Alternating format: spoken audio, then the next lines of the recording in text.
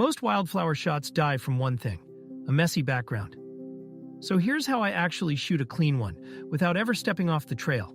No rare flower, no fancy kit, just a short routine I run at the edge of the path that turns one roadside bloom into the best frame of the walk. Let's shoot. I start by walking the edge of the trail, hunting for one bloom near peak color with petals turned toward me.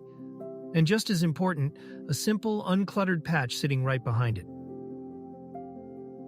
Then I crouch right down at the path's edge to the flower's own height, and I shift a single step left or right, watching the messy stuff slide out of the frame until the background goes calm.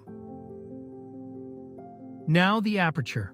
I open right up to f2 or f2.8, and that shallow depth of field melts the tangled meadow behind the bloom into a smooth, creamy wash of color, so the flower alone carries the frame.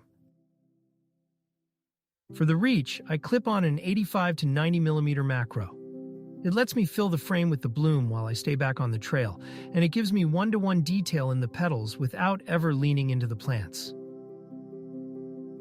When there's a breeze, the wind matters more than any setting, so I lift the shutter to around 1/500th and fire a short burst, 3 or 4 frames, and one of them always catches the petals dead still. Last, I focus by hand on the nearest front petal, not the back of the bloom.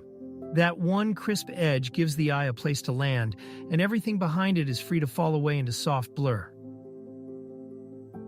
That's the whole routine. Scout the clean edge, drop to flower level, open up, reach in with a macro, beat the wind, and lock the front petal.